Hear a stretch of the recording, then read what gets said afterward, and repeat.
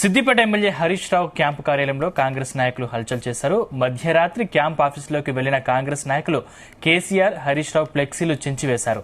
విషయం తెలుసుకున్న బీఆర్ఎస్ నేతలు క్యాంపు కార్యాలయానికి చేరుకుని నిరసన చేపట్టారు. క్యాంప్ ఆఫీసుపై దాడి చేసిన బీఆర్ఎస్ నాయకులపై చర్యలు తీసుకోవాలని 1 టౌన్ పోలీసులకు ఫిర్యాదు చేశారు. కేసు నమోదు చేసిన పోలీసులు దర్యాప్తు చేస్తున్నట్టు తెలిపారు.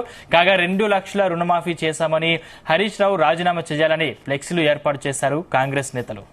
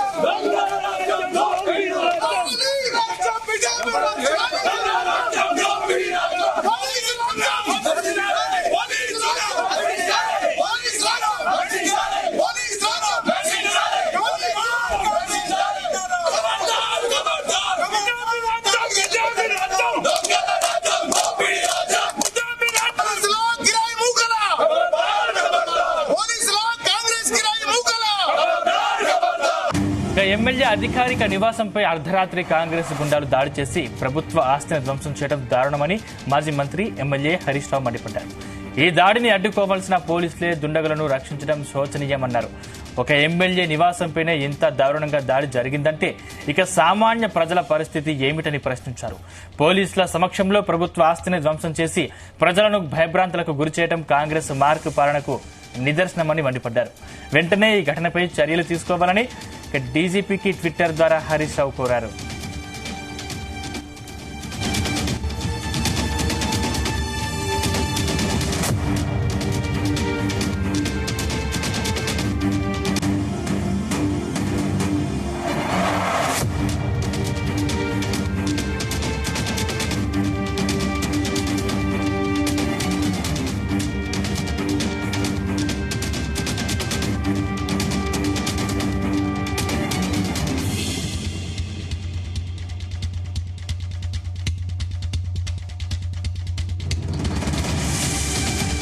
రైట్, ఇక ఇదే అంశానికి సంబంధించి మరింత పూర్తి సమాచారం మా ప్రతినిధి కర్ణాకర్ అందిస్తారు. కర్ణాకర్. సందీప్, సిద్దిపేట జిల్లా కేంద్రంలో ఇటు బీఆర్ఎస్ అటు కాంగ్రెస్ నాయకుల మధ్యనైతే ఫ్లెక్సీల వ్యవహారం ఘర్షణ వాతావరణానికి అయితే దారితీసిందని చెప్పొచ్చు. ఇటు మాజీ మంత్రి హరీష్ రావు రాజీనామా చేయాలని సిద్దిపేటలో ఇప్పటికే ఫ్లెక్సీలు కాంగ్రెస్ నాయకులు అయితే ఫ్లెక్సీలు అయితే ఏర్పాటు చేశారు. అయితే ఈ విషయం తెలుసుకున్న సిద్దిపేట బీఆర్ఎస్ నాయకులు, కార్యకర్తలు అందరూ కలిసి ఫ్లెక్సీలను తొలగించేందుకైతే ప్రయత్నం చేశారు. తమ నాయకుడిని కించపరిచే విధంగా, తర్వాత మనోభావాలు దెబ్బతీసే విధంగా హరీష్ రావుని వ్యక్తిగతంగా విమర్శిస్తూ ఫ్లెక్సీలు ఏర్పాటు చేశారు. ఈ ఫ్లెక్సీలను అయితే మేము సహించలేదు, ఈ అంశాన్ని మేము తీవ్రంగా ఖండిస్తున్నాం అని చెప్పేసి స్థానిక నాయకులు అయితే ఈ ఫ్లెక్సీలను తొలగించేందుకు ప్రయత్నం చేశారు. అయితే ఈ విషయంపై పోలీసులు జోక్యం చేసుకుని బీఆర్ఎస్ నాయకులను అయితే అరెస్ట్ చేసి పోలీస్ స్టేషన్ తరలించారు. తర్వాత ఇదే క్రమంలో ఏం జరిగిందంటే ఇక సిద్దిపేటలో క్యాంప్ కార్యాలయంలో గత రాత్రి కాంగ్రెస్ నాయకులు సిద్దిపేట క్యాంప్ హరీష్ రావు కార్యాలయంపై దాడికి అయితే ప్రయత్నం చేశారు. లోనికి చొచ్చుకొని వెళ్లారు. పూర్తిస్థాయిలో క్యాంప్ కార్యాలయానికి పైకి వెక్కి ఫ్లెక్సీలను తర్వాత హోర్డింగ్ అయితే అక్కడ తొలగించారు. హరీష్ రావు తర్వాత ముఖ్యమంత్రి కేసీఆర్ ఫోటోల ఉన్న ఫ్లెక్సీలను చింపివేశారు. తర్వాత క్యాంప్ కార్యాలయంపై జై కాంగ్రెస్ అంటూ నినాదాలు కూడా చేశారు. తర్వాత ఈ విషయం తెలుసుకున్న వెంటనే బీఆర్ఎస్ నాయకులు క్యాంప్ కార్యాలయానికి చేరుకున్నారు. తర్వాత క్యాంప్ కార్యాలయంపై జరిగిన దాడి తీవ్రతను అయితే పరిశీలించారు. అక్కడ జరిగిన ఫ్లెక్సీలను, హోర్డింగ్లను, తర్వాత అక్కడ ఎలాంటి దాడులకు పాల్పడ్డారు అని చెప్పేసి అయితే పూర్తిగా పరిశీలించారు. తర్వాత అనంతరం అక్కడే క్యాంప్ కార్యాలయంలో గేటు ముందే ధర్నా కూడా నిర్వహించారు. తర్వాత ధర్నా నిర్వహించి కాంగ్రెస్ ప్రభుత్వానికి వ్యతిరేకంగా నినాదాలు అయితే చేశారు. తర్వాత ఇక్కడ క్యాంప్ కార్యాలయంపై దాడి చేసిన వారిని గుర్తించి వీడియోలు కూడా తమ వద్ద ఉన్నాయని చెప్పేసి ఆ వీడియోల ఆధారంగా ఆ నిందితులను గుర్తించి వారిపై కేసులు నమోదు చేసి వారిని కఠినంగా శిక్షించాలని చెప్పేసి అయితే వారు డిమాండ్ చేస్తున్నారు. మొత్తంగా ఈ ఫ్లెక్సీల వ్యవహారం అయితే ఇటు కాంగ్రెస్ వాళ్ళు ఫ్లెక్సీలు ఏర్పాటు చేయడం, ఇటు బీఆర్ఎస్ వాళ్ళు తొలగించే ప్రయత్నం చేయడం, మరోవైపు ఇటు కాంగ్రెస్ వాళ్ళు వచ్చేసి మాజీ మంత్రి హరీష్ రావు క్యాంప్ కార్యాలయంపై ఉన్నటువంటి హరీష్ రావు తర్వాత కేసీఆర్ ఫ్లెక్సీలను చించివేయడం, ఇదంతా వ్యవహారం అంతా ఒక ఘర్షణ వాతావరణం నెలకొందని చెప్పొచ్చు. ఇదంతా ఒక హాట్ టాపిక్ గా మారిందని కూడా చెప్పవచ్చు. ఇక ఈ అంశంపై ఇటు ముఖ్యమంత్రి రేవంత్ రెడ్డి కావచ్చు, ఇటు ఇతర కాంగ్రెస్ నాయకులు కావచ్చు, అటు మాజీ మంత్రి హరీష్ రావు కావచ్చు, ఇతర బీఆర్ఎస్ నాయకులు కావచ్చు, ఏ విధంగా స్పందిస్తారో అని అయితే మనం వేచి చూడాల్సి ఉంది సందీప్.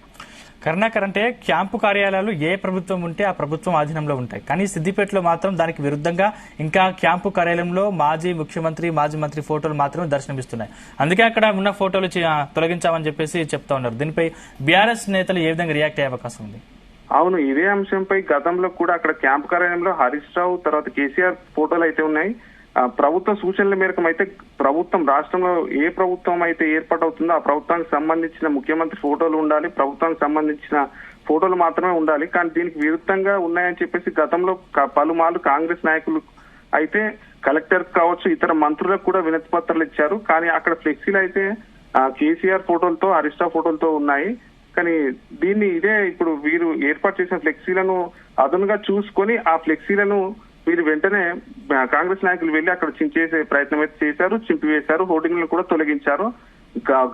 కాంగ్రెస్ గవర్నమెంట్ వచ్చింది, అధికారంలోకి వచ్చినాక కూడా హరీష్ రావు ఫోటో కేసీఆర్ ఫోటోలు ఎలా ఉంటాయని చెప్పేసి దాన్ని అయితే తీవ్రంగా ఖండించారు. వెంటనే ఆ ఫోటోలన్నీ తొలగించాలని చెప్పేసి తొలగించి వేశారు.